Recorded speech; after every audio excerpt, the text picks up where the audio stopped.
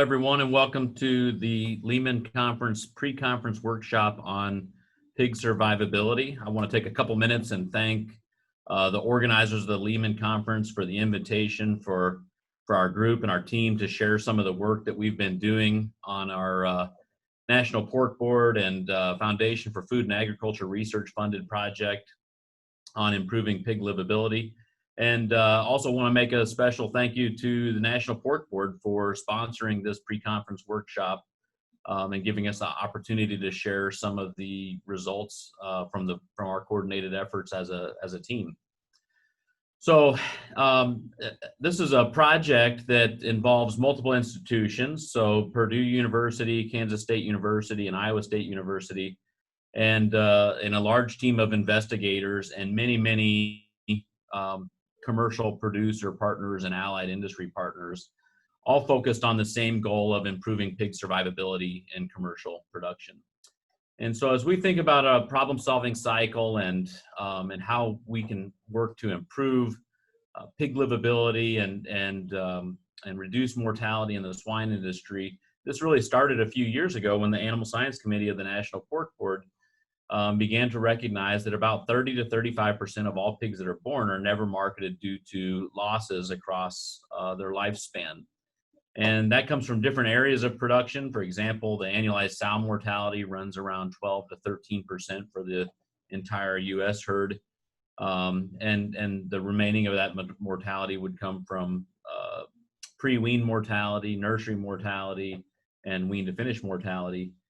And the trends indicate that those mortality rates across all phases of production have had an increasing trend over time. So we really want to work diligently in this problem-solving cycle to help identify some of the causes that are contributing to that trend, test hypotheses and conduct hypotheses-driven research, and then to develop and test mitigation strategies, as well as have a robust extension and education program to help get the right information into producers' hands that they can implement that into their production systems and improve pig survivability.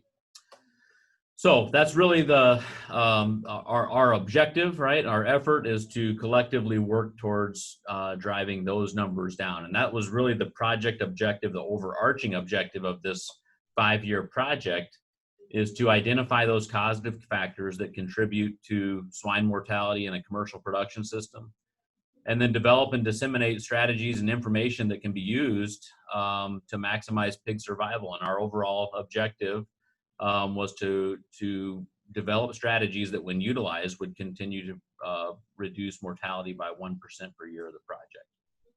So part of that then has two major objectives: are identifying those causative factors that contribute to mortality in the swine industry, and then also developing and disseminating and delivering strategies and information that producers can utilize and implement.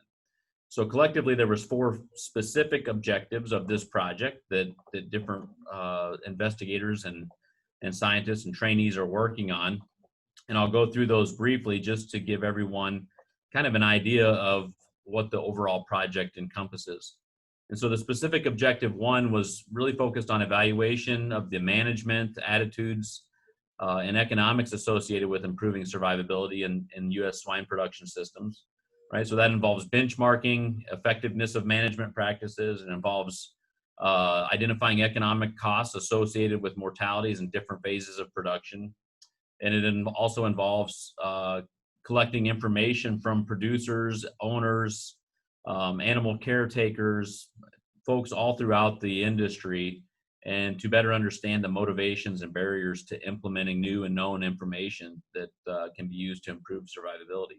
So that's really kind of the first individual objective. The second objective is really focused on identifying mortality causes on sow farms. And so within that objective, that's a large objective of the proposal. It has numerous faculty and staff and graduate students working on it.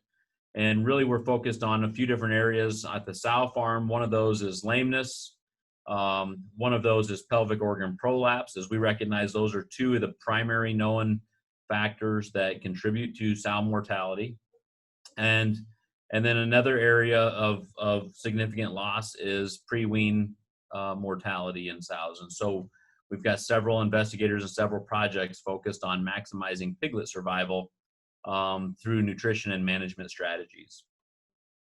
Objective 3 is really focused on defining those factors that influence wean to finish mortality and implementing strategies, management strategies that can be founded upon ongoing production-based research. So this is involving literature reviews, we have ongoing field-based research, and then we also have a team working on collecting information to develop data-driven predictors of mortalities for larger production systems. So that's got several components with the overarching objective of Objective 3 to really help gain information that can be utilized to drive down mortality on wean to finish phases of production.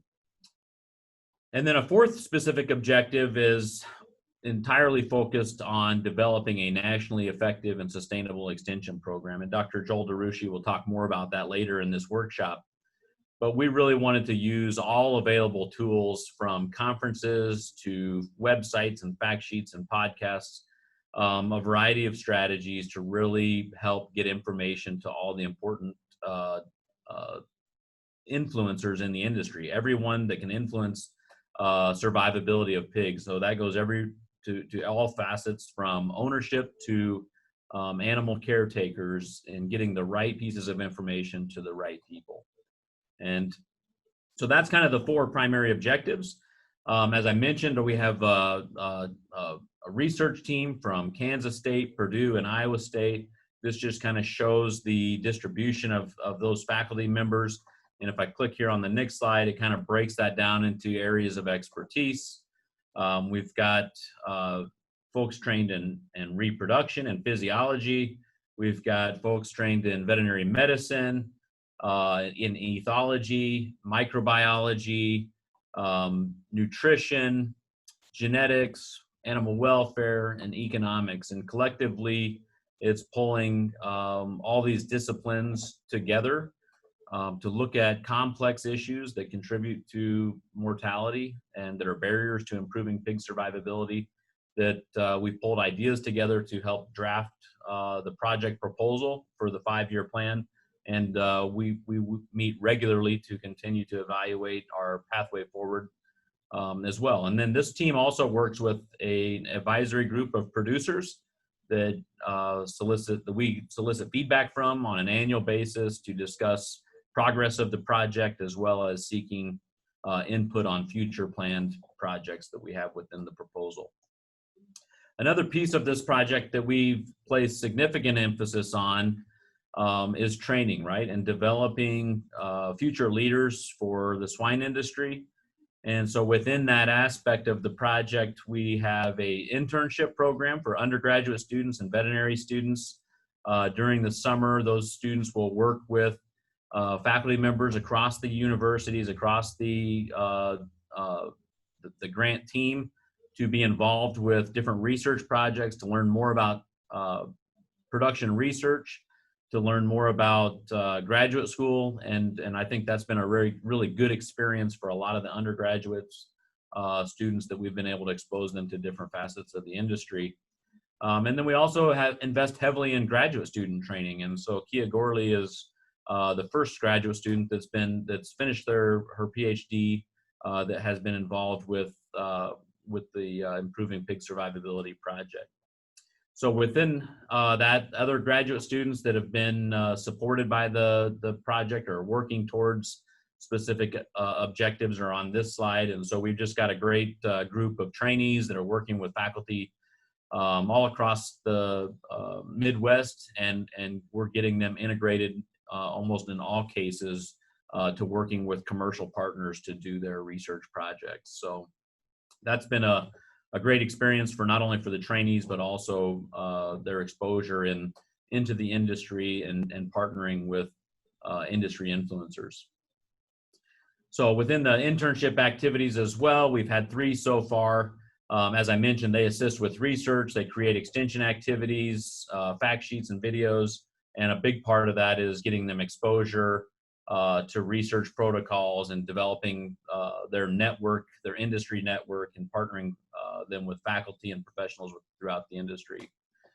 A couple of the things that the students that have been involved with that from the trainee standpoint on the internship really just kind of echoes their experiences, and really what the take-home message there from the 3 interns that we have had so far is just that they were really learned a lot about the industry while they were involved. They learned a lot about research, and in all 3 cases, it was a very formative experience for them deciding what their next professional step was going to be. And so these 3 have all gone on to continue to develop their professional careers in graduate school, all in different areas, but have found through the internship faculty members to partner with for their next stage.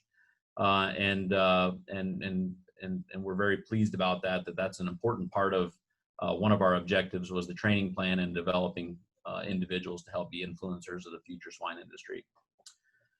So that's a bit about the project. The last thing I'll just share is a little bit more on the program for today. So we can share some of the specific progress that we're making in different areas. This is not all of the projects that we have ongoing, but this is just kind of a flavor from the different pieces that we're working in.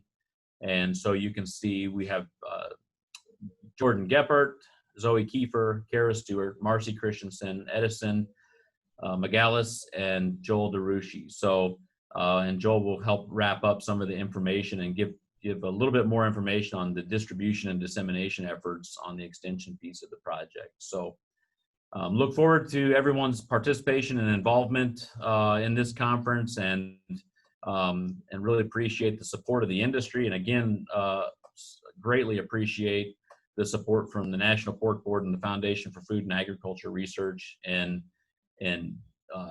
participating through funding this project and their commitment to helping see it successful. You can always find out more information about this project if you visit our website at www.piglivability.org. So thank you. I hope you enjoy the presentations for today, and look forward to speaking with you a little bit more at the panel at the end.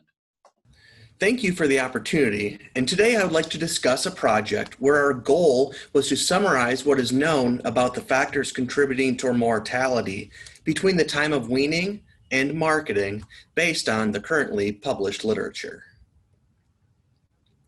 There have been substantial improvements in swine productivity measures over recent years. This example demonstrates the litter size characteristics for both total born as well as live born or born live using National Pork Board productivity analyses with data ranging from 2005 to 2017. Over this time period, litter size has steadily increased, with an average increase of about 0.15 piglets per litter per year as measured on both a total born as well as born alive basis. In addition to litter size increases over time, other areas of swine production have seen substantial improvements over recent years. One such example is average daily gain in the finishing period, which increased by approximately 8 grams per day each year over this 12-year period. Despite advances in litter size and productivity, one area that has not seen significant changes over time is the amount or level of post-weaning mortality. Here, we have both combined nursery and finishing mortality represented by the blue bars, and wean to finish mortality represented by the gray bars. Over this time frame, there has been little change in post-weaning mortality. Thus, reducing post-weaning mortality in commercial swine production remains an area of opportunity for the U.S. swine herd. To think about mortality in a bigger context, of all pigs born, only about 2/3 of them survive until market. Roughly 1/3 of them are lost prematurely, either during the process of birth or sometime throughout their life. If we look at when these losses occur, about 2/3 occur at birth or before weaning, and 1/3 occur after the time of weaning. This indicates that birth losses and pre-weaning mortality make up a large percentage of overall losses, but post-weaning mortality still represents a big area with room for improvement as an industry. Within this literature review, we classified factors contributing to post-weaning mortality into either infectious or non-infectious categories. The full set of information is available in peer-reviewed publication format in the Journal of Translational Animal Science. Non-infectious contributing factors are displayed by white ovals within this web of causation, whereas infectious contributing factors are displayed as gray ovals. An important component of this literature review process was to assess how important certain factors are compared to others in their contributions to post-weaning mortality. To accomplish this, we categorized these non-infectious factors based on their magnitude of impact, which is a qualitative measure based on a function of both how common each factor is, as well as how severe the mortality related to that factor may be. 3 categories were created for non-infectious contributing factors, including factors with a high, moderate, or low magnitude of impact. Factors with a high magnitude of impact included birth weight, weaning age and weight, pre-weaning management, such as colostrum management and intake and cross-fostering practices, as well as season. What this means is that most of the non-infectious factors that have the greatest impact on post-weaning mortality occur prior to the time of weaning, and that these early life events have a huge impact on not only the productivity of those animals throughout their lifetime, but also the ability for those animals to survive and make it to their final market destination. We know that intake of a sufficient quality as well as quantity of colostrum is critical for young piglets, both from a nutritional perspective, but also for development of effective passive maternal immunity. Along the x-axis of this figure is the amount of colostrum intake, expressed by both the mean quantity and standard deviation from the mean, as well as the physical quantity in grams. On the y-axis is the probability of nursery mortality that corresponds with the level of colostrum intake as well as birth weight category. Within this study, the authors reported 3 birth weight categories with an average approximately 1.3 kilograms, 1 standard deviation below the mean, as well as 1 standard deviation above the mean. The authors reported that as the colostrum intake increases, there is an increase in the probability of nursery mortality, as we can see with the lines increasing. However, this increase is much more substantial in lower birth weight pigs. This illustrates the importance of sufficient colostrum intake, with the greatest opportunity to avoid mortality being for those pigs with a lighter birth weight. Next, we'll look at the impact of weaning age on post-weaning mortality. Main and others in 2004 demonstrated a linear reduction in wean to finish mortality when weaning age was increased from 12 to 21 days in one experiment, and in a second experiment from 15.5 to 21.5 days. Based on these experiments, the authors predicted a decrease in wean to finish mortality of 0.47% for each additional day of weaning age within this range of weaning ages from approximately 12 to 21.5 days of age. Additionally, Boyd and others recently published similar information that evaluated the impact of weaning age on percent nursery mortality in the gray bars, percent finishing mortality in the light gray bars, and percent non-full value pigs within the white bars. The line represents wean to finish mortality, and the graph to the left represents the results of increasing weaning age on mortality in poor health status animals, and the graph on the right is the same in good health flows. In both health statuses, increasing weaning age reduced post-weaning mortality, but the mortality reduction was greater with increasing weaning age in poor health flows compared to those flows with a higher health status. So to summarize, current data indicates that increasing weaning age up to approximately 24 days can help reduce post-weaning mortality. However, such production decisions cannot be made in a vacuum and must consider other logistic challenges associated with sow farm production. A number of factors next, moving towards those with a moderate magnitude of impact, have been identified, and those can include acute abdominal incidents such as mesenteric torsions, gastric ulcers, nutritional inadequacies, or errors in diet formulation or manufacture, resource availability such as stocking density and feeder space or water access, among others. And then finally, looking at factors associated with a low magnitude of impact, these can include group size, transportation losses, as well as various facility and environmental factors. Now, we'll shift to the infectious factors contributing to mortality. A common way to summarize diseases is to use a systems-based approach, with various systems that diseases can affect, including the respiratory system, digestive system, as well as disease processes that affect multiple systems. You can also describe disease by the relative importance and response that the industry typically takes in dealing with them.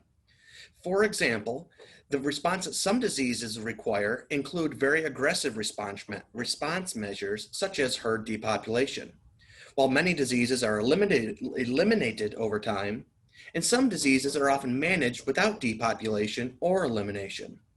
Diseases managed with depopulation can include swine dysentery as well as APP.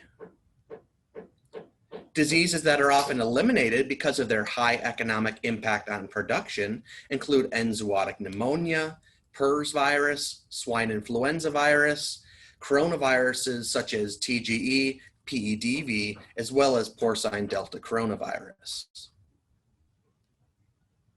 And finally, diseases often managed without depopulation or elimination include Haemophilus parasuis, ASUS, ileitis, E. coli, rotavirus, among many others.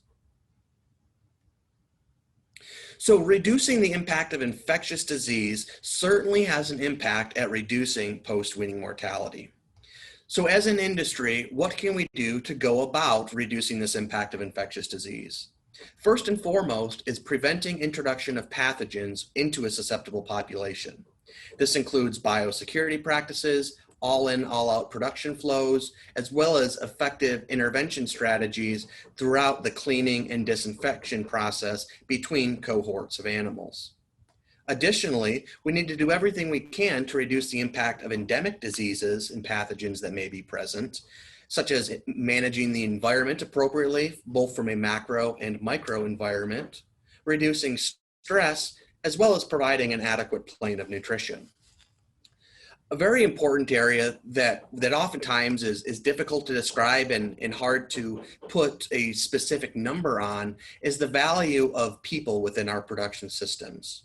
It is critical that we have attentive animal husbandry, as well as quickly identifying and treating sick animals if that is necessary.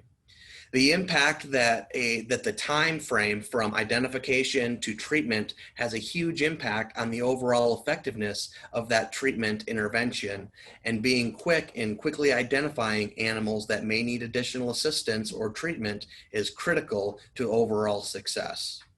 And finally, working with your veterinarian is very important to determine what strategies may best match your production system and help increase and improve downstream production.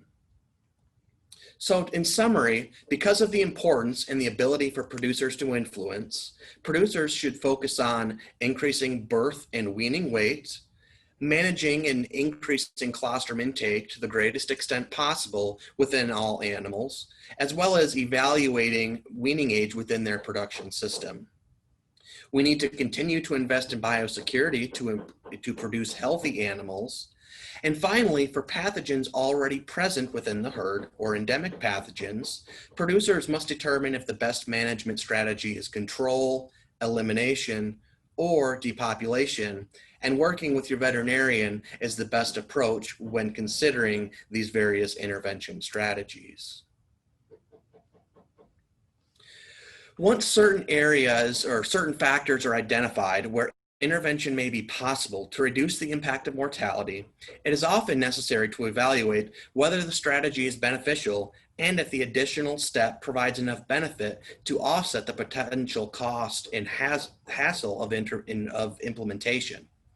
Many times, this involves conducting research either in a formal research setting or in field trials. In either case, understanding how many animals are necessary to detect statistically significant differences is very important to ensure the most accurate answer is found for the specific research question.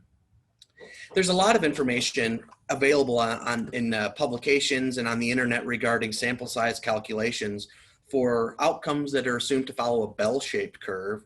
However, mortality is more challenging to not only statistically analyze, but also generate sample size estimates.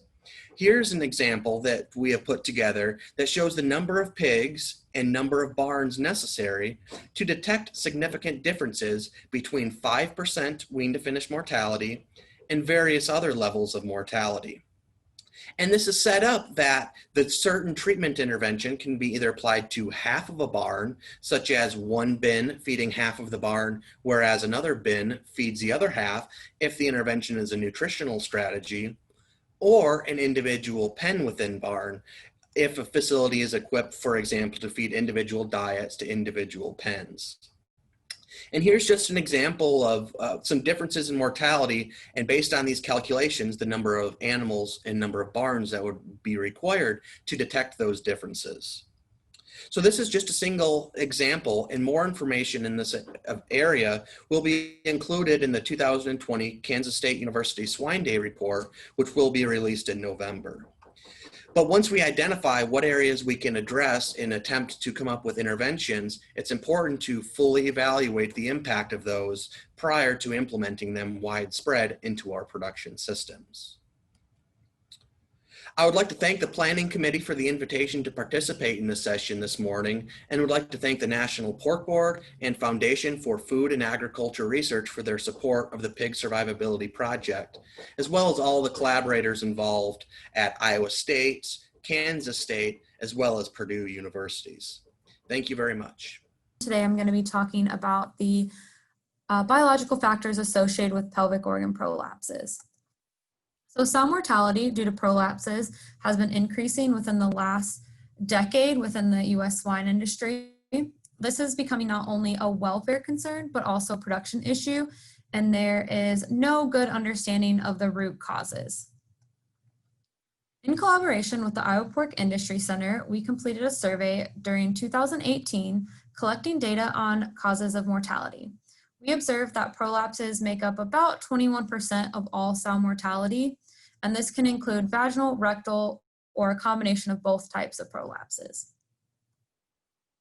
When looking at total mortality on average annually, you can see that the mortality due to prolapse is represented by the top yellow portion and the bottom red portion encompassing all other causes of mortality.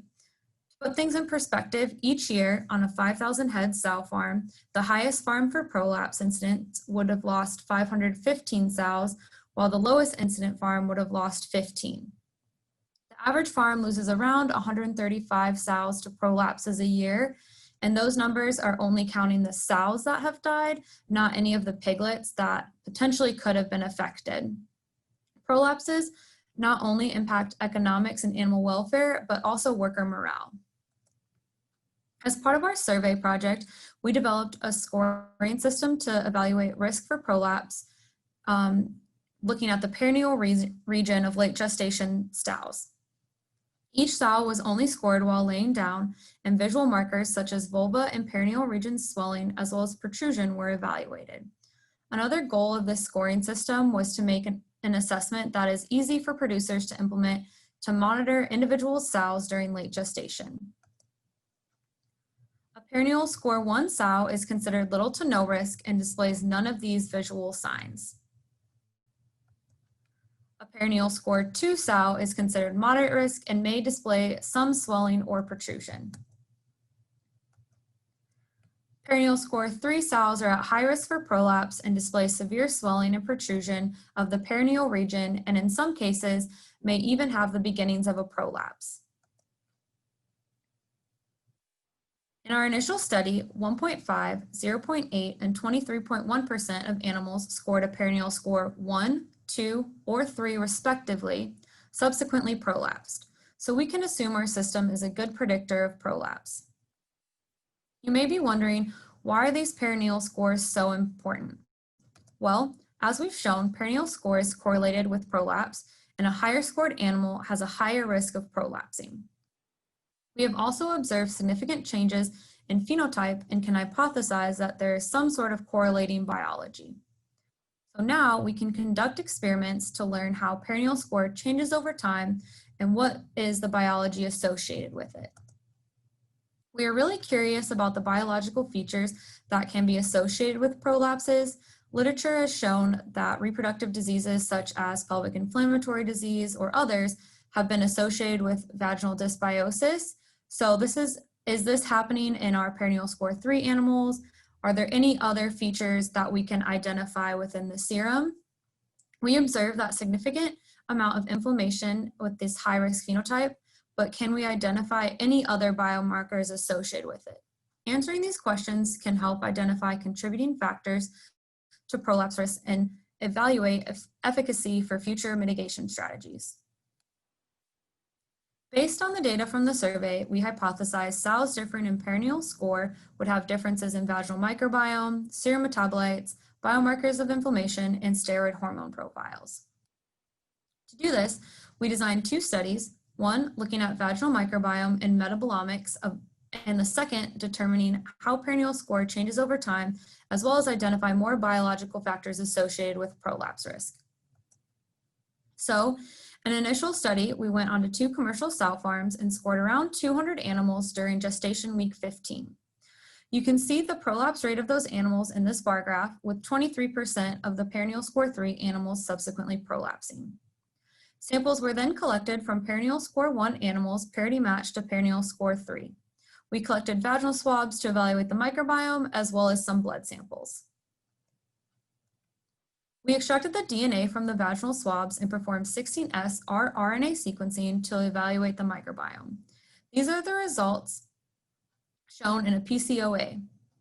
The yellow represents perineal score 1 sows and the red perineal score 3. This color scheme will continue throughout my presentation, the yellow being perineal score 1 or low-risk animals for prolapse, and the red being perineal score 3 or those high-risk animals for prolapse.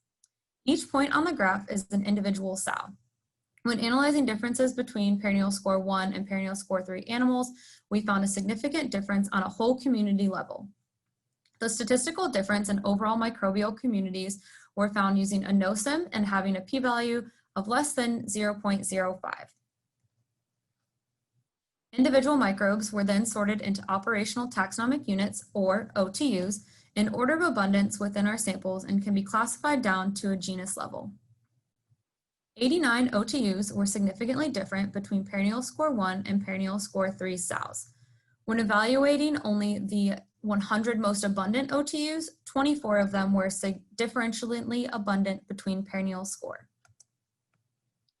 12 of these OTUs were more abundant in our perineal score 3 sows, while 12 were more abundant in our perineal score 3 sows.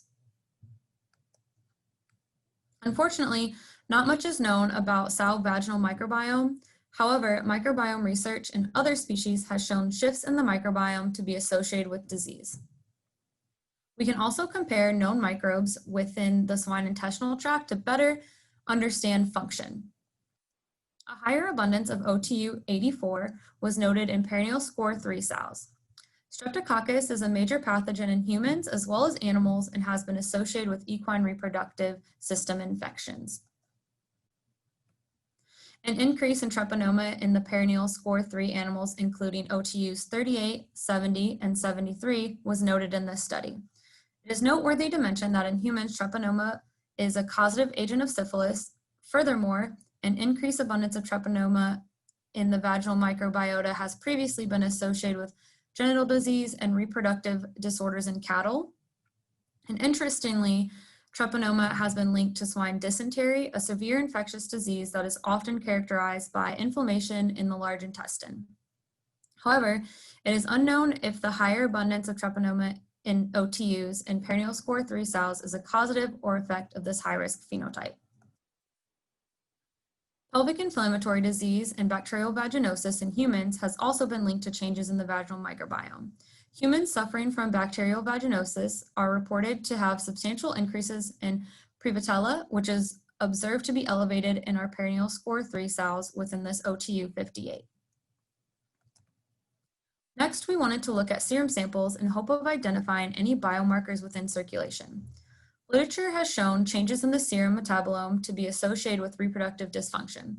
So, on the same group of sows, we subjected serum samples to GCMS and evaluated small molecules within circulation. With this, we also observed a significant difference in metabolites between Perineal Score 3 and Perineal Score 1 sows. As you can see from the heat map, individual sows are in columns and metabolites in rows. The red indicates a higher abundance of that metabolite and blue a lower. You can see how the groups tend to cluster together, indicating differences in the metabolites within circulation. The volcano plot is just another way of looking at this data. The pink dots identify the differentially abundant metabolites, while we observe 82 significantly different molecular features between Perineal Score. Circulating glucose levels have been reported to change during bacterial vaginosis, and in our study, we observed changes in glucose and its derivatives between Perineal Score 1 and 3 animals. We also observe an increase in abundance in aminobutonic acid and a derivative of butyric acid, which has been shown to correlate with inflammation. 9 of these potential biomarkers met the biomarker criteria. However, 8 are currently not identifiable, so more research would be required. Because of what we observed in this initial study, we hypothesized that something must be happening biologically during late gestation that can be associated with this high-risk phenotype. So to look at Perineal Score over time, we designed a study to follow sows through the last third of gestation. We then scored animals once a week from gestation week 12 through 15, targeting 200 to 300 animals per breed week. In total, we scored close to 3,000 animals. You can see that most of these animals that score a Perineal Score 3 do not show phenotypic signs until late gestation. Out of all of the sows scored in week 15, 1%, 2.7%, and 23.4% subsequently prolapsed, scoring a Perineal Score 1, 2, and 3 respectively. At gestation week 15, we collected vaginal swabs and blood from Perineal Score 3 sows parity matched to Perineal Score 1. For this talk, we are going to be focusing on the blood samples. We submitted whole blood for CBC analysis, evaluated serum for biomarkers within circulation, and assessed steroid hormone profiles. After collection, we sent whole blood samples to the ISU Clinical Pathology Lab for CBC analysis. We observed a decrease in MPV, lymphocyte, and monocyte levels within our Perineal Score 3 sows when compared to Perineal Score 1.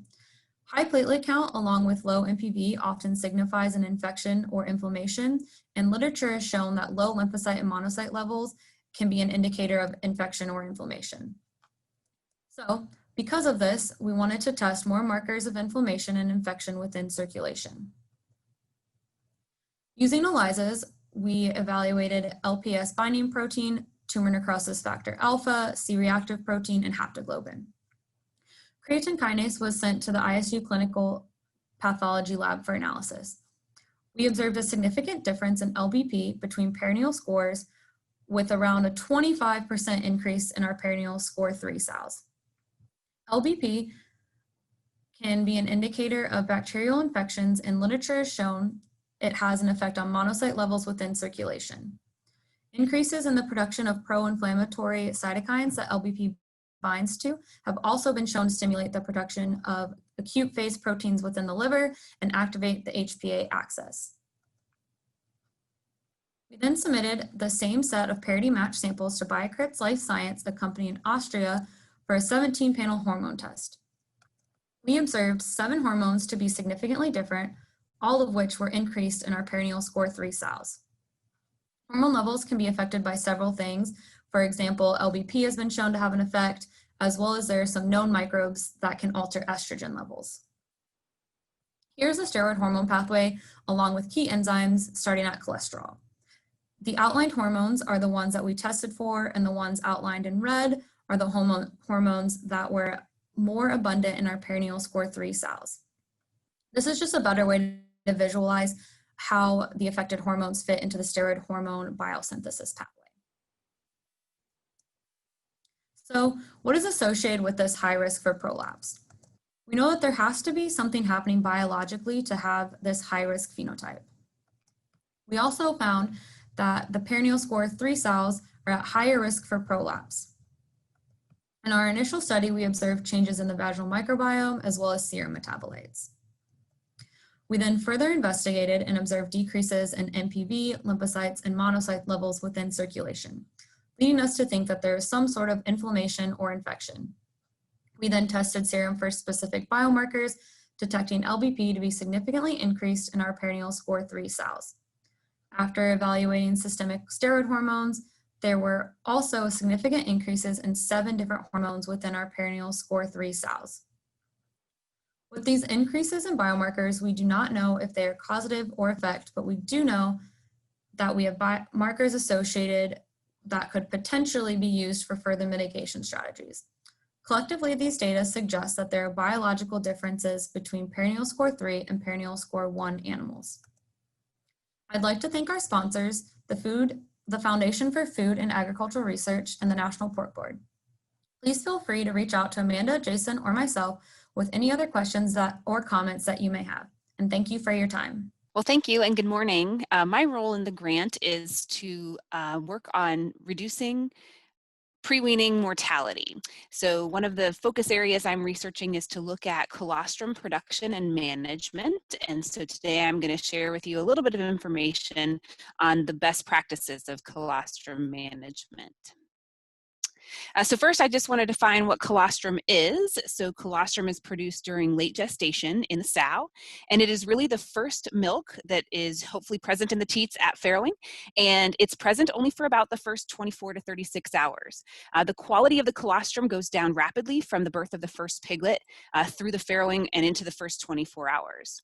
And colostrum composition is shown here in this table, and I highlighted the protein column because one of the main factors that we're focused on in colostrum is immunoglobulins and the antibodies that the mother is transferring to her young through the milk.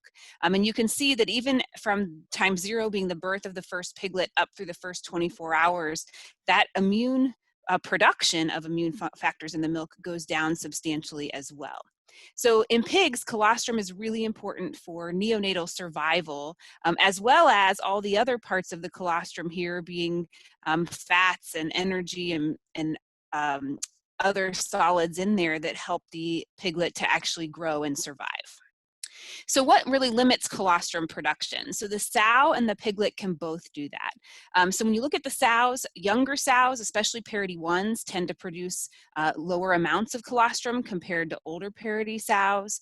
And then there's other things we can't really see as well, which is mammary gland development and the endocrine status of the sow. The piglets also can limit colostrum production. So litter size actually has not been shown to be correlated with colostrum quantity. So it's thought that as we've been selecting for increases in litter size over the past 10 to 20 years, each additional piglet gets somewhere between 20 and 40 grams less of colostrum per piglet. Birth weight is also really variable in terms of colostrum intake. So the higher birth weight piglets will always consume more colostrum, or not always, tend to consume more colostrum. They also have a stronger suck with their mouth, so they can actually extract more milk from the mother's udder as well. And then birth order, we just talked about from time 0 to 24 hours, how the colostrum production and quality goes down. So the piglets who are born later in the birth order will tend to also consume less colostrum. So why is colostrum so important? So the main reason and the focus of the grant that we're working on is for survival. And so most of us know that colostrum is very important for piglets to survive, especially to day 3. So I showed here in the pictures, this is the typical newborn piglet just popping out of the back of a sow, and they are wet and cold, and they have just gone from the body temperature of the sow to whatever the environment is in the barn. And within several minutes, we would actually like to see them dried off, warmed up, and up at the teat nursing. And so how do those piglets do that? And if they can do that and get colostrum, they have a better chance of survival. So unfortunately, piglets are born with very low energy reserves. So they actually need to get to the milk in order to have energy in order to survive. The other thing they're going to do is burn a lot of energy trying to warm their body up, since they're born wet and they tend to get cold right after birth. And we see that in lighter birth weight piglets, the severity in temperature drop right after birth is more severe than in higher birth weight piglets. But they do have to use energy to warm up, dry off, and get up to the teat to start nursing. This is a graph that I love to use from out of some research from Dr. Bartoloso's lab in Brazil. And they looked at the relationship between birth weight here on the x-axis and colostrum intake here on the y-axis and mortality. And so all of the black filled in circles are the piglets that died, and those that are open are the piglets that survived. So if we focus just on birth weight, when we look down here in this blue box, the lighter birth weight piglets tended to have a higher mortality rate, and especially those that consumed less than 200 grams of colostrum. So in this box here, the mortality rate is about 31%. The remainder of the graph has a mortality rate of about 3.8 or close to 4%.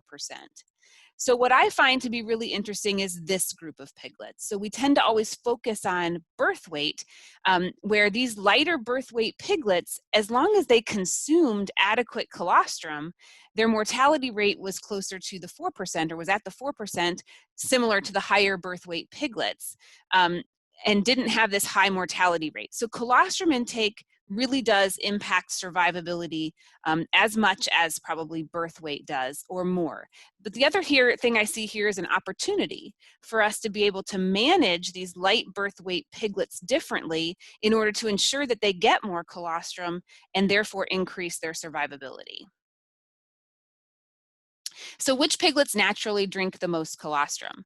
So those that are born early in the birth order, those that don't have a prolonged farrowing, obviously the heavier birth weights, those that are warm and can warm up quickly, those who are under lowest stress will be the most likely to go to the teat and nurse, and those that have any sort of high energy reserves at birth.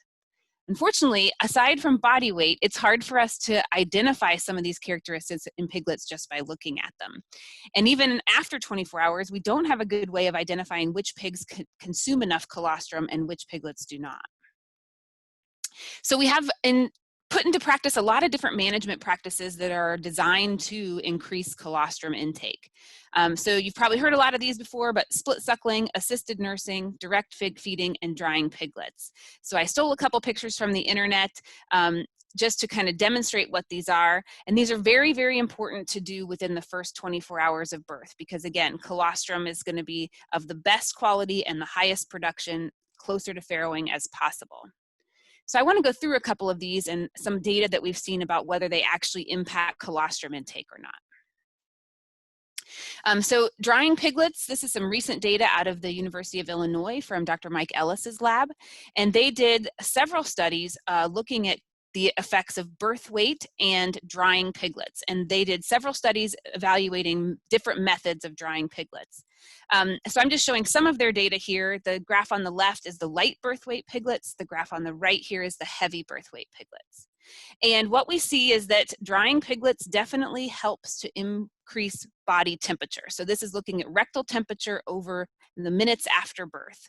And so you can see, let's look at heavy birth weight piglets here.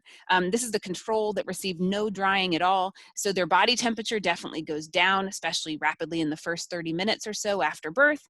And then it does slowly creep back up. But even after 120 minutes after birth, they are not as warm as their counterparts who were dried.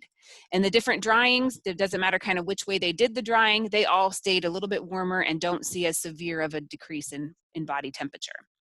Here, if we look at the light birth weight piglets, we see something very similar, but a little bit more of an extreme drop.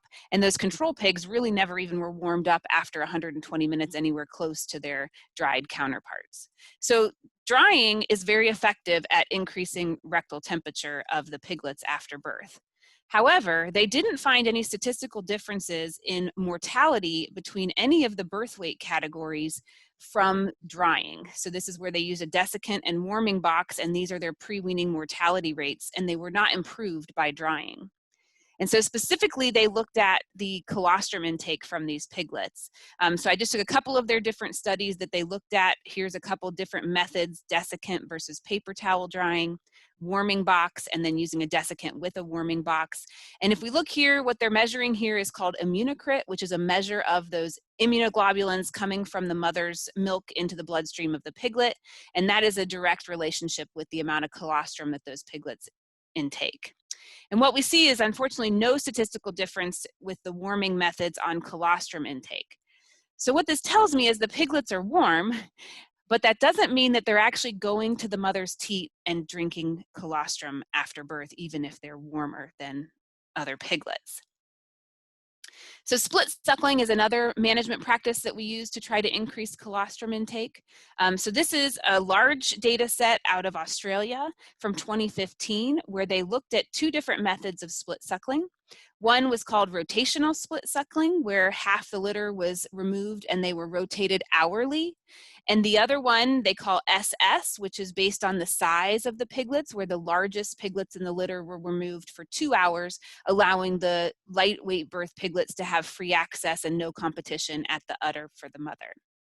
And again, they look at this measure of immunocrit, which is a level of protein in the blood. And what they saw was also no significant increase in immunocrit from practicing either method of split suckling. This is another data set out of Kansas State looking at the impact of split suckling. They did a weight-based split suckle, so taking off the biggest piglets and letting the light birth weight piglets suckle with no competition, as well as a birth order split suckling, so just taking the firstborn off and giving the later born some free access. And so they didn't find any statistical difference in immunocrit from treatment. The lighter birth weight piglets, though, if you kind of look at their immunocrit numbers, although they're not statistically different, you can see that the control pigs with the light birth weight piglets really had a pretty low immunocrit, and it was improved not statistically with the split suckling. So perhaps split suckling, maybe with a little bit of a larger data set, again, this is only 10 litters per treatment, maybe we would start to see some of those benefits in the light birth weight piglets from the split suckling procedures. Another recent data set that came out was just looking at functional teat number on the sow. So most of us are used to counting teats, or at least at weaning when we're selecting gilts, but I'm starting to hopefully start to count functional teats in the farrowing barn and not putting more piglets on each sow than she has functional teats that are producing milk. And this work out of North Carolina State showed that each additional functional teat not only improves litter size at weaning by 0.3 pigs, but also improves colostrum yield by 324 grams. So instead of coming at it from the management of the piglet side, this work is kind of coming at it from the selection of the sow side to show that if we can get more functional teats on the underlines of the sows, we're going to be producing more colostrum for those piglets to consume. So this kind of leads to where I will be conducting some additional research here in this grant on mortality. And one thing we will be looking at is just direct supplementation of piglets with colostrum, because there is some strong evidence here that on pretty large studies that shows some of the management practices that we're doing, while they may be beneficial to survival in some ways, they do not appear to be having a direct impact on increasing colostrum intake. So I think we have a little bit more work to do on investigating different management practices that can improve colostrum consumption in the piglets. And for sake of time today, I didn't show tons of data, but not only is colostrum important for survival, but there's a lot of data that shows that it really sets up the piglet for the rest of their life to be the most productive female they can. So they have a younger age at puberty. The piglets that consume enough colostrum have a younger age at puberty, produce higher litter sizes through Perineal 1 and 2, and other benefits from a reproductive standpoint that make colostrum intake really important as a management practice. We have some other information that's going to be coming out aside from just results of research trials. So from an extension perspective, we're going to be assembling some podcasts and fact sheets that are already available, and more will be coming all about colostrum management, the importance of it.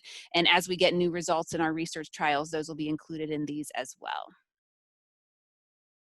So again, if you need to find any of the information about any of these trials from the grant or the fact sheets and resources, you can go to piglivability.org, and we keep all of the information there in one location for you. So just want to say thanks to all my lab group and the graduate students that I have keeping busy here weighing piglets and measuring milk, and thank you for your time today. Good morning. So I'm Marcy Christensen from Iowa State University. And today we're going to be talking about the effects of breed, parity, and teat location on colostrum composition and mortality in swine. So we know that litter size has effects on birth weight. So the bigger the litter, the smaller the individual birth weights will be. And as birth weight decreases, our likelihood of survival before weaning decreases, as well as the likelihood of being lower quality, slower growing pigs at weaning and market increase. And lastly, our heavier birth weight piglets tend to be heavier at weaning. So this is a graph showing the mortality percent on the y-axis and the year on the x-axis. This data was taken from the PigChamp annual reports.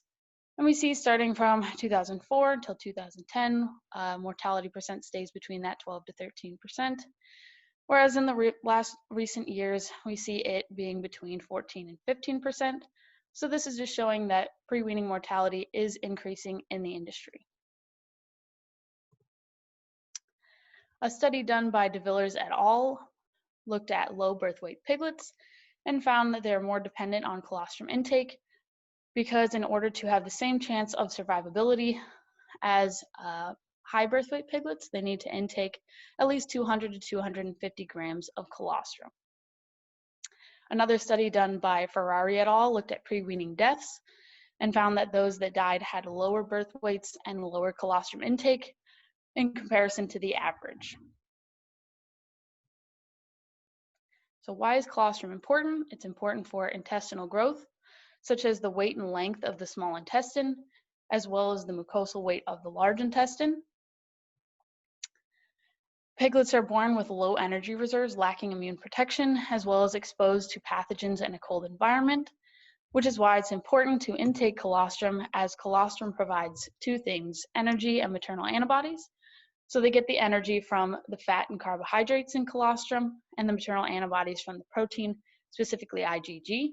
And they need those maternal antibodies for passive immunity. And then they need energy for maintenance, which consists of three things.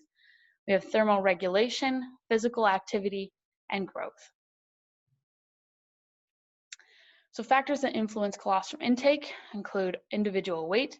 So heavier weight piglets are going to intake more colostrum than lower weight piglets. Teat location, our posterior teats are going to produce less colostrum than our anterior and middle teats. And lastly, colostrum yield. If sows are not producing colostrum, piglets will not be able to intake it. So a study was done by Ogawa et al. That found that colostrum secretion is lower in the posterior teats than anterior middle teats at hours 0, 6, and 12 post-farrowing. And he examined correlations to evaluate the relationship between colostrum secretion volume and immunoglobulin concentration. So these graphs show immunoglobulin concentration on the y-axis and colostrum secretion volume on the x-axis. And we see at hour 0, there are no significant correlations between immunoglobulins and colostrum secretion volume. But at hours 6, 12, 18, and 21, we see a significant correlation between IgG and colostrum secretion volume, as well as with IgA at hours 12, 18, and 21 post-farrowing. So this is showing that piglets that suckle on the anterior middle teats are going to receive more IgG and IgA concentration within a given sample than those suckling on the posterior teats. So moving on to the objectives of my study, they were to determine the effects of dams parity and genetic line on litter birth weight and litter weaning weight, to determine the effects of genetic line and parity on the performance of sows to raise piglets efficiently resulting from colostrum differences, to determine the effects of genetic line and parity on the colostrum provided and on the performance of piglets from sows that differ in genetic makeup and parity, and lastly, we wanted to compare colostrum quality from the fore and rear udder. So moving to methods and materials, colostrum samples were collected from 120 animals. We collected 2 samples per animal, one from the front teats, one from the back teats. We collected anywhere from 30 to 50 milliliters from the front and 30 to 50 from the back and pooled them. We did this in 5 different farrowing groups. So we did one in February, April, May, July, and December. And for our composition analysis, we wanted to look at fat percent, protein percent, lactose percent, somatic cell count, IgG, IgA, lactoferrin, and metabolites.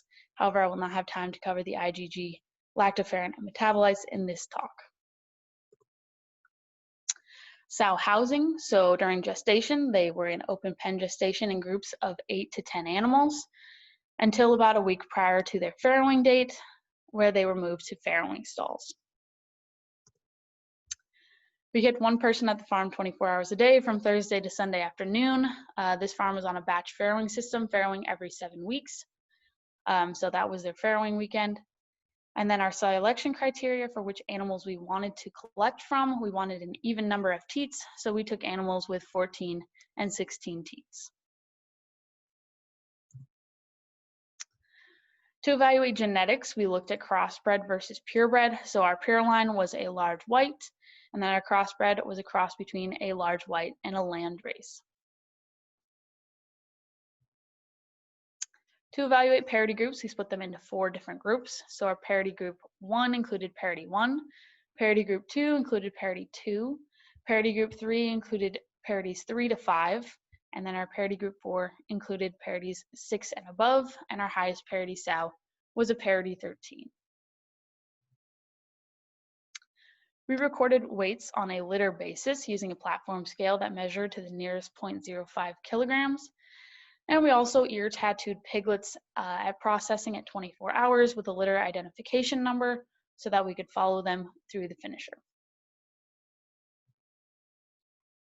The production measures that we recorded include number born alive, number weaned, number marketed, litter birth weight, litter 6-hour weight, litter 12-hour weight, litter 24-hour weight, litter weaning weight, and litter market weight. And lastly, we looked at mortality in the first 24 hours, as well as mortality from birth to weaning. So our statistical model for production measures included fixed effects of parity group and genetics with a random effect of farrowing group, and a covariate of live-born, since live-born ranged anywhere from 4 to 20. And then in addition, for weaning weight, we use birth weight and weaning age as covariates. And for finishing weight, we use weaning weight and finishing age as covariates. So looking at litter weights by parity, we see that there is a significant difference in birth weights between the different parity groups. Our parity group 2 and parity group 3 had significantly higher birth weights than our parity group 4, with estimates of 18.1, 18.2, and 16.0. We see that same thing in our 6-hour, that our parity group 2 and parity group 3 are higher than our parity group 4. In our 12-hour and 24-hour litter weights, I guess for our 6-hour weight, we also saw our parity group 3 had a significantly higher birth weight than our parity group 1. And then for our 12 and 24 hours, we see that same thing as we saw our birth weight, that our parity group 2 and 3 had significantly higher weights than our parity group 4. We did not see any significant differences in our weaning weights between our parity groups. So this is a graph so that you can better see the trend. So if we're looking at our weight on the y-axis, parity on the x-axis, and we see that our parity group 1 starts a bit lower. It increases for our parity group 3 or 2 stays high for our parity group 3 and then significantly drops off for our parity group 4. Moving on to litter weights by genetics. So we see that our crossbreds had significantly higher birth weight than our purebreds, with a p-value less than 0.0001. And we see the same thing for our 6, 12, and 24-hour weights, as our crossbreds had significantly higher weights than our purebreds. Again, we did not see any significant differences in the weaning weights between the two genetic lines. Moving to litter weight gain and mortality percentage by parity. So when looking at our 6-hour gain, we see that our parity group 3 gained significantly more weight in the first 6 hours than our parity group 4. For our 12-hour, we see our parity group 2 and parity group 3 gained significantly more weight than our parity group 4. And then same thing for our 24-hour weight gain. Our parity group 2 and 3 had significantly more weight gain than our parity group 4. Moving on to mortality. Mortality in the first 24 hours, as well as from birth to weaning, we saw no significant differences between the parity groups. Looking at litter weight gain and mortality by genetics.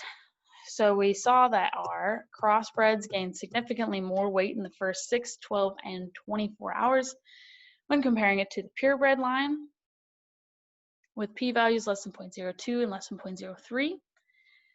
And for our mortality, we saw no significant differences in the first 24 hours between the lines, as well as from birth to weaning.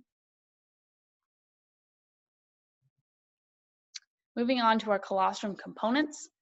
To evaluate parity in genetics, we used a random effect of Farrowing group. And to evaluate teat location, we used a random effect of animal within Farrowing group. So our component concentration by parity, if we look at fat percent, we saw that there is a significant difference in fat percent between the parities, with a p-value less than 0.01. And we see that our younger animals had a higher fat percent than our older animals.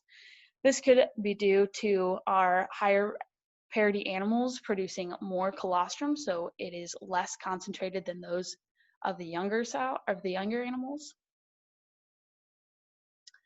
Looking at our protein and lactose percent, we see that there was no significant differences between those, between the parity groups. And you see that it stays pretty consistent in that 16% range for protein and 2% range for our lactose. And also, there were no differences in IgA between parity groups, staying in that 14 to 15 milligrams per milliliter range.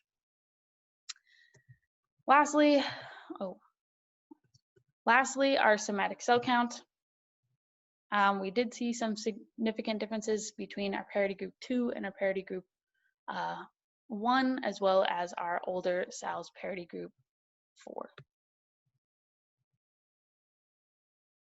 Looking at component concentration by genetics, for our fat percent, there was a significant difference between the two genetic lines with a p-value less than 0.03. And we see that our crossbreds had a higher fat percentage than our purebreds. And then again, protein and lactose and IgA all stayed pretty consistent between the lines, being 16.4% for both lines for protein, 2.5 and 2.3 for our lactose, and 14.2 and 15.0 for our IgA. We did not see any differences in our somatic cell count between the two genetic lines. So lastly, I wanted to look at teat location. So we did not see any differences in any of the colostrum components from the front to the rear teat. You can see that they stay very similar throughout. So in conclusion, parity and genetics do have effects on litter birth weight, 6-hour, 12-hour, and 24-hour weight. Parity and genetics did not have any effect on our weaning weights or our mortality percentages. Our parity and genetics had effects on the fat percent, but not the protein, lactose, or IgA concentrations. And we did not see teat location have any effects on any of our colostrum components. So with that, I wanted to acknowledge H&K Enterprise for allowing me to do research on their farm. as well as my lab group and my major professor, Dr. Stalder, and National Pork Board for their funding. Hello, thanks for the introduction. Thanks to the Lehman Organizing Committee for the invitation. It's a pleasure to be here. So today I'm going to talk about the PROSPER project, Predictors of Swine Performance. So this project is under the umbrella of a bigger research project, the Improving Pig Survivability. But our focus at Iowa State, specifically, I'm working with Dr. Daniel Linhares as my advisor, is to identify the drivers of wean to finish mortality based on data, field data. So to start, we saw that nowadays in the swine industry, multiple production systems, each of them, they have multiple data streams available regarding information from breeding to market. So they would have information on health, economic, productivity, diagnostic, environmental, infrastructure information. There are a lot of information. But all these data streams, these frameworks, they are housed independently. They are not communicating to each other. And they are not being used regularly. And when they are being used, they are only being used for some specific needs and not collectively with the other data streams. So we saw here the opportunity to combine this big data on an ongoing and an automated basis. So with that, we would enable to quantify the effect of whole herd parameters in wean to finish mortality. If we combine all these data, we would be able to identify and quantify these whole herd parameters, the effect on them, on performance, and also do a collective analysis and interpretation of this diverse and dispersed information in order to support the production systems on taking data-driven decisions. And this data originated from under field conditions, right? So the first objective of this project was to develop this model, this automated model that would capture and merge all these data streams available from breeding to market into a single cohort report. So to do that, we use SAS, statistical software. And this final cohort report integrating all the information that I previously mentioned basically would have the information for each group that went to the market. So each group that went to the market would have all the retrospective information since the breeding event to the market from many data streams tagged to those specific groups. So the information that is respectively to them. And the second objective is to analyze this final cohort report. So we focus on measuring the association of the drivers, identify the drivers, the whole herd drivers of wean to finish mortality. So to measure the multiple factors association with that, with mortality. So this final cohort report, when we built that and integrated all the data, we collected data from July 2018 to June 19, 1,200 closeouts, around 1,200 closeouts. So each closeout will have the information, retrospective information on sow farm productivity parameters, the sow farm and growing pig health status, infrastructure information, pig flow management, closeout information of the lots, diagnostic information. And these closeouts, the model accounted for single and multiple sow farms serving as sources for these closeouts, as well as commingling nurseries. And the outcome was the wean to finish mortality. So that was the final cohort report, and now we wanted to analyze it. So like I said, we wanted to identify the association of some specific parameters on wean to finish mortality. And when we did that, we saw that sow farm productivity parameters, they were highly associated with downstream performance. So here, just so you guys can understand, among those 1,200 closeouts, we have here the total born average when those cohorts, they were weaned. So the average of those groups when they were weaned back on the breeding phase. So we can see that closeouts that were weaned, when they were weaned, the total born average for those groups was higher than 15.4 total born. There was an association with lower wean to finish mortality downstream. So we have in the y-axis the wean to finish mortality. And the same thing here, but now for the annualized sow death rate in that specific week when the weaned cohorts were weaned. So for those closeouts that when they were weaned, the average of annualized sow death rate in that week was higher than 16.7%. Those groups, they had a higher wean to finish mortality downstream, 9.61. So the higher the annualized sow death rate, there was an association with an increasing wean to finish mortality. Here again, but for fairing rate, so for example, groups that were weaned with a fairing rate lower than 84%, those groups, there was an association with a higher wean to finish mortality downstream for those specific groups. So we saw that sow farm productivity, they were associated with downstream performance, but also that health-related parameters, they were associated. So in this case here for PRRS, for example, so groups that went to the market and when these groups, they were weaned with unstable status for PRRS, so we have negative, stable, and unstable. Groups weaned with unstable status for PRRS, there was an association with a higher wean to finish mortality downstream, so 12.1% among those groups for the categories regarding PRRS status at weaning.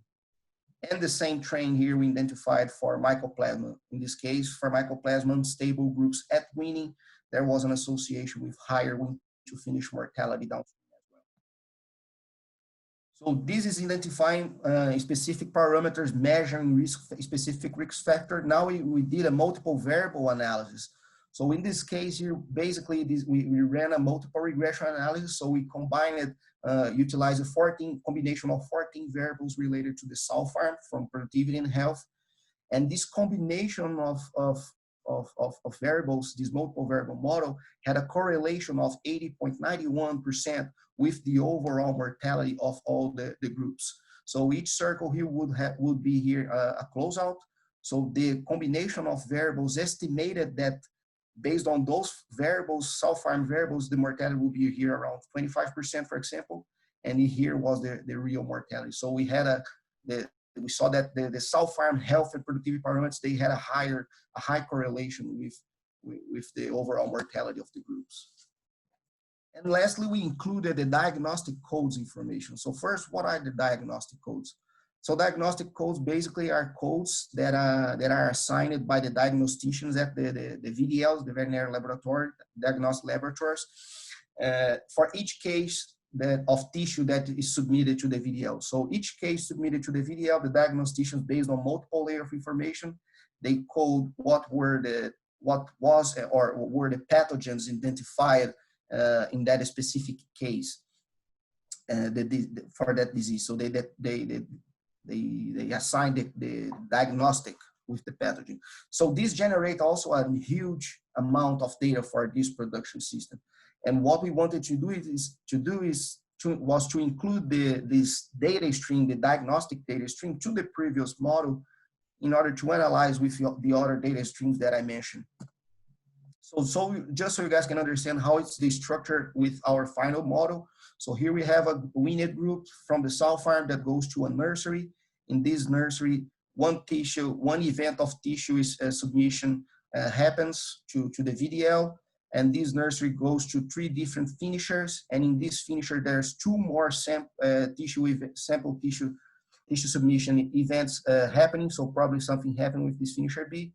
Finisher C, no more tissue submitted to the VDL, and finisher D, 1 more time. So finisher B, when we analyze, would have 3 tissue submission to the VDL and all the pathogens identified throughout the whole growing phase. Finisher C would have just 1 from the nursery, and D would have 1 from the nursery and 1 from the finisher.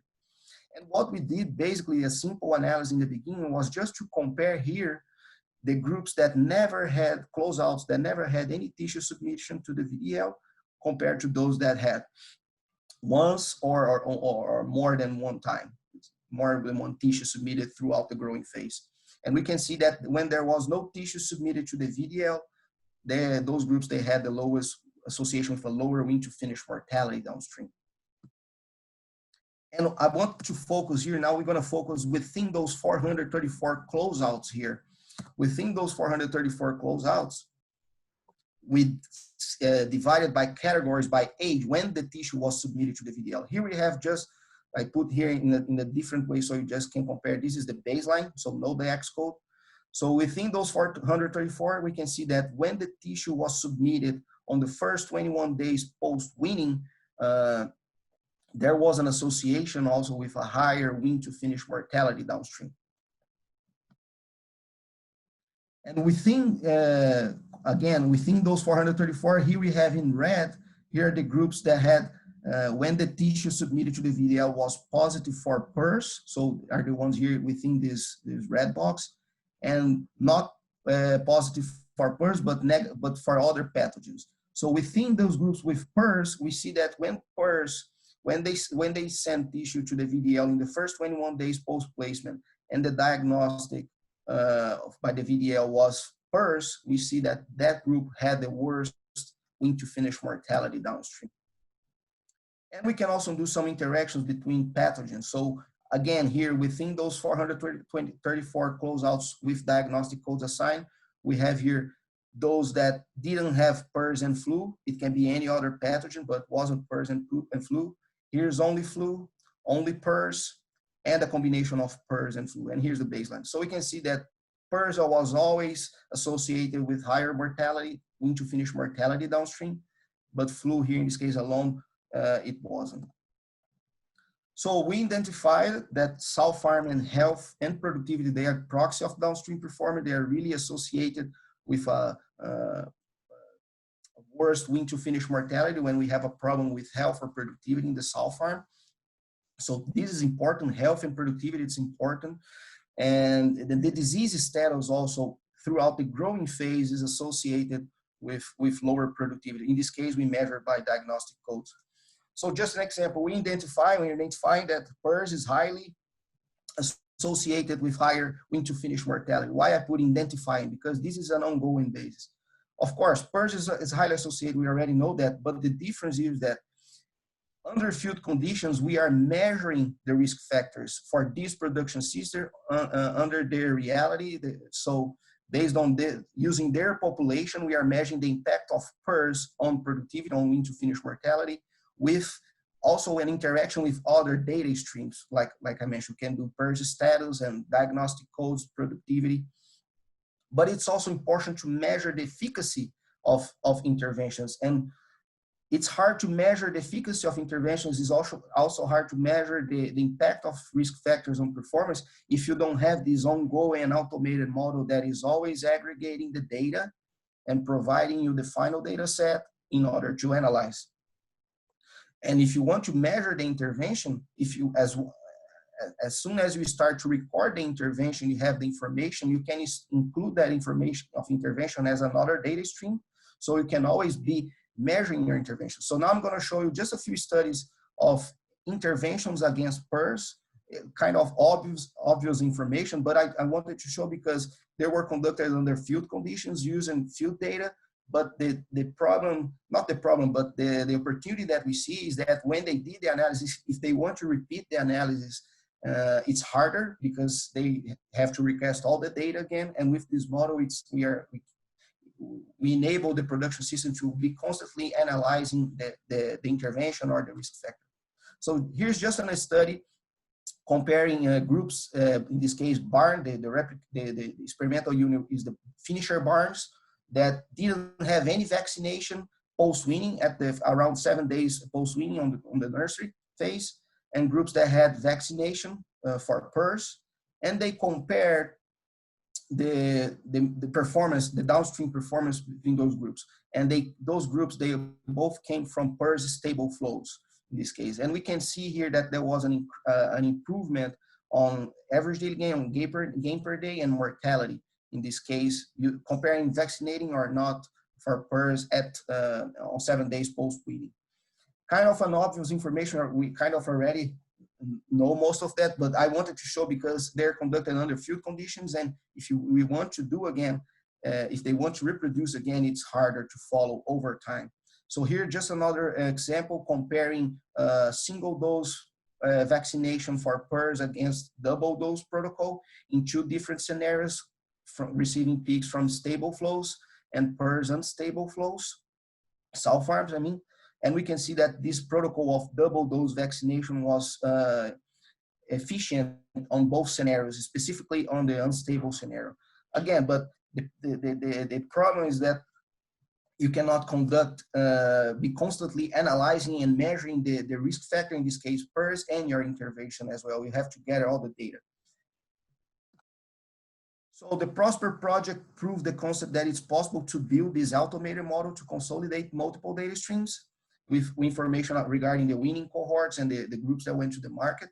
And once you have the ability to aggregate this whole herd data, you can expect this ongoing and automated production system analysis under field conditions. So constant analysis of your own data under conditions, your reality, so you can measure the risk factors impact on performance, as well do some collective analysis like I showed to you guys.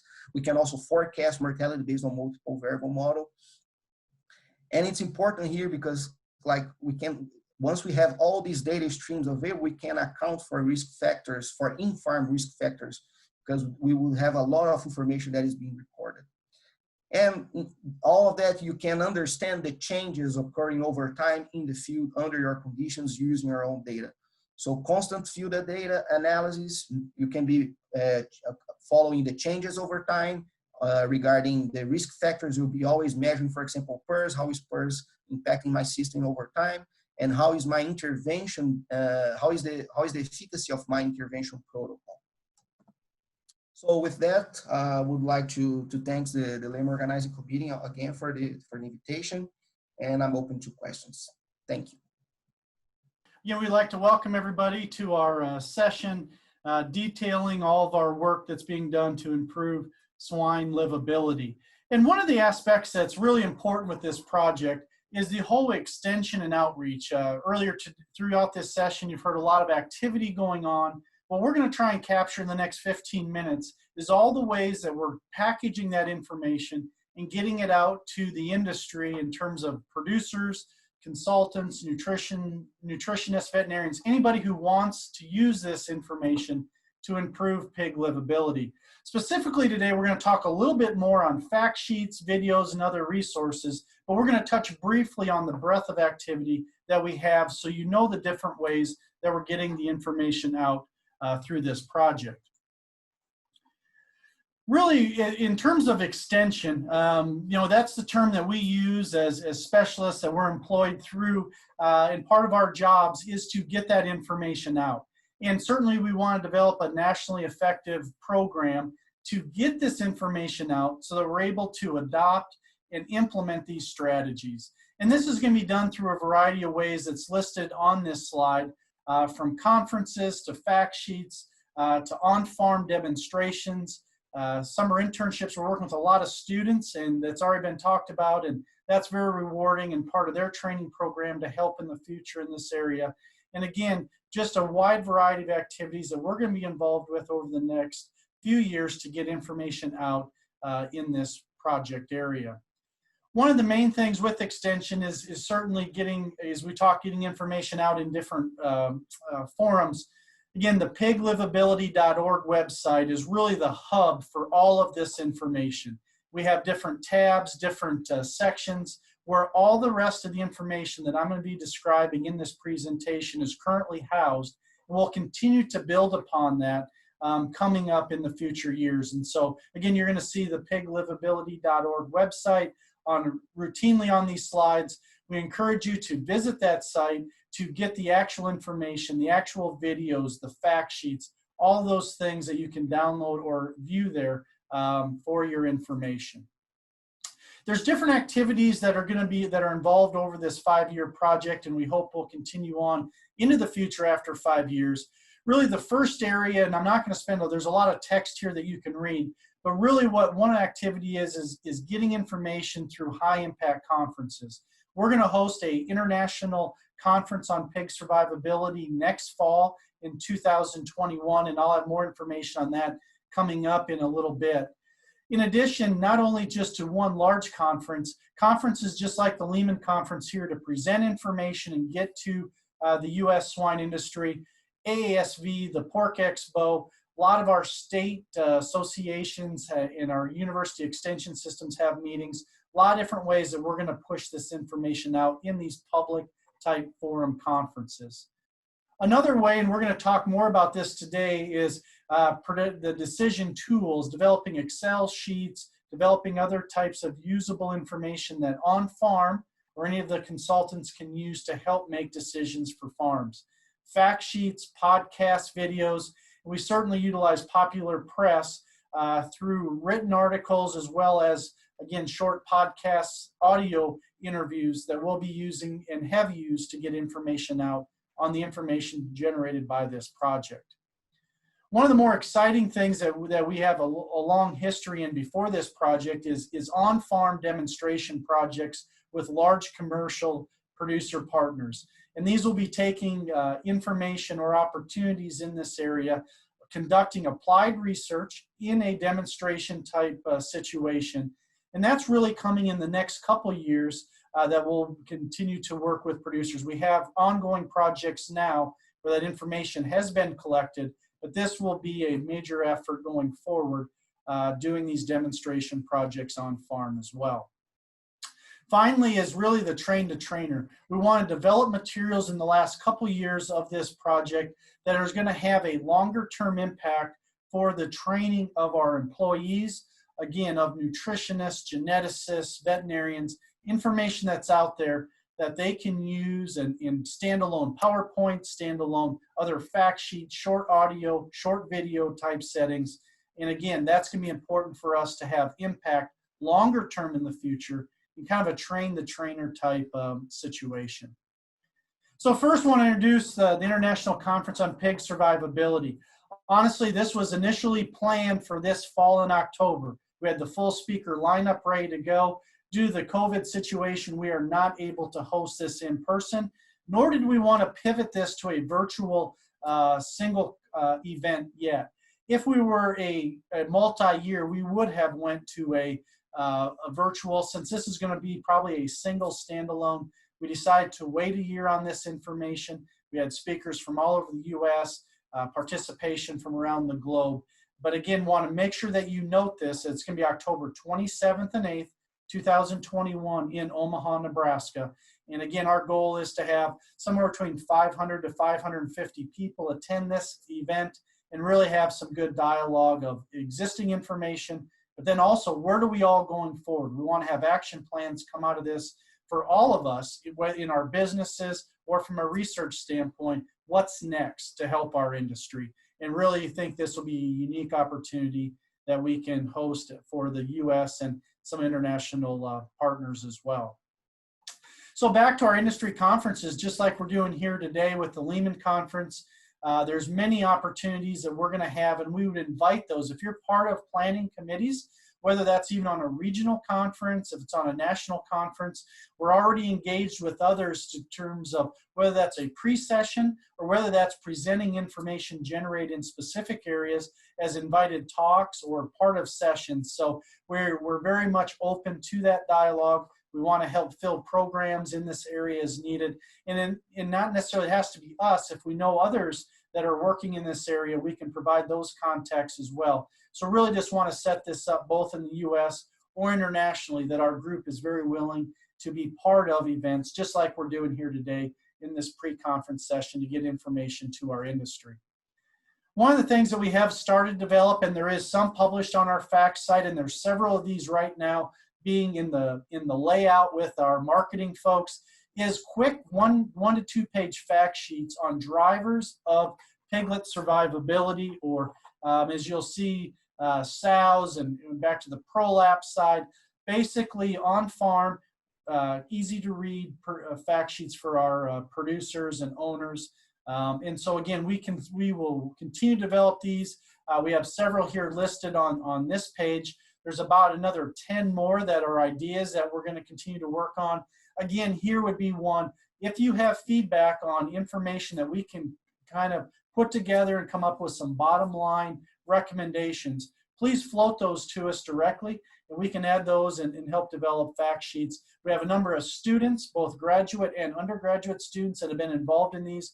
Really good training opportunity for them, as well as us faculty helping certainly with this process as well. One of the things that we've also developed and was launched just this summer was our own podcast. It's called PigX, and it's a swine extension podcast dedicated for information around piglet survivability. And really what our goal here is to join experts throughout the industry to engage in conversations aimed at helping producers succeed in raising healthy pigs. PigX is a podcast that can be found on iTunes, Google Play, wherever you find your podcasts, it's available. It's also part of the Global Ag Network. And again, this is started. And as an example, the first podcasts that have come out this summer and just through last month, we've had some of the initial, what is our project and what are we trying to accomplish through this podcast? Dr. Kara Stewart's talked about colostrum intake and management. We also have another podcast on getting pigs started in the nursery. And so again, Dr. Lula and Dr. Hoagland were part of that. So again, we're going to engage people throughout the industry as part of these podcasts. We're picking up really good participation in these. Again, you have suggestions. If you have those, please send those to us, and these can be future topics that we can engage in the industry in an easy way format to listen to those through audio means through our podcasts. We also want to develop short videos. And again, what we've done here, and these are all posted to our website, is take information that's been generated, put audio over a visual in terms of many of these are in a quick PowerPoint form with the information. We have the different students or faculty that have the voiceover to explain what happened. And again, these are easy ways to get that information, because oftentimes, if you get something that's in print, how do you help continue to interpret? What we're trying to do is provide that audio with a print in these short videos to provide that information. Again, we also have taped webinars and videos that get done at different meetings. We have those posted as well. So as we give invited talks or part of online dialogue, such as what we're doing right now, we're able to tape and provide those webinars through, again, both a print, which you'll see on the screen, but also have one of the speakers describe and talk about it to make sure we have that audio portion for the interpretation and understanding as well.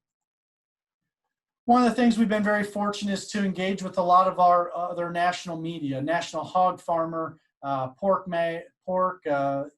any sort of online group as well. We've been able to routinely send out press releases that get picked up on new information. Again, here we're very much open to any of our media partners that would like information to put out as part of any information dialogue. And we will continue to have that as a focus and appreciate all the media for their partnerships in getting information out to our producer network. One of the things too, so we've talked about all these areas. One of the things that's very important to us is to get this same information out various ways. Again, as we think about all the different media out there, and we only all have so much time, one of the things that we do know is that often a person needs to hear that message a couple times at least to fully understand or to fully start to get that process in place. And so oftentimes you'll see some of this information that we'll have in fact sheets, but we've also made a video in that same type of area. And so again, we want to make sure that we're getting the information out in a lot of different forms, and especially the most highly impactful information for our industry, we're getting it out in multiple formats to get that information out to our clients. Again, we also have what we would encourage anybody that's listening, and we've been getting this information out on our piglivability.org website. Many people have signed up for project updates. This is not a list that will get used in any other format, but what we do with this is as we have new podcasts, as we have new fact sheets, new videos that's put up, we will send those out to that group that is signed up to make sure that they are getting all the information that's out there that's new and relevant. We are very cautious about this, that all of a sudden you're not part of other networks, you're not routinely getting information that isn't impacting yourself. We try and package up that information, get it out to those that want, and it's easy to subscribe online. And again, we would encourage anybody listening that's not part of that, honestly right now you could go and do that to subscribe. We'd really like you to get our latest information, and this will continue for the next 3 years that we have left as part of this project to get that information as we get summary reports, new podcasts, new research, information updates on our international conference on pig survivability for next fall. just so you're not missing any of those updates and information.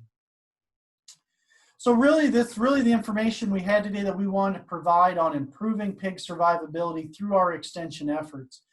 This is a screenshot here of the main page. And again, on our website, we have about the projects. Some of the most relevant things we talked about today was the presentations and in resources. In resources, there's multiple tabs for the fact sheets, for the video presentations, the different aspects that we have already put together. This is where we will continue to add content. We have a long list of things we want to add, and we're always open to more of those. And this has been a great student training and opportunity as well for our graduate students that are part of so many of these projects. We have summer internship projects with undergrads. They're involved with these. And again, not only for them, but as we want to get this to employees, owners, all of our clients that are interested and invested in pig livability. We're going to continue to build this content and get it out to the industry. And as I said, I'll just wrap up once again. We want your feedback. If you have ideas or suggestions for information on podcasts, fact sheets, applied research that could be done through this project, we're willing to partner on some of these demonstration projects. We are more than open to those partnerships, and that's how this project will be successful on the implementation of ways to improve pig livability. So with that, I thank you for listening to me right now, and we will have further dialogue as well in the open session just following this. Thank you.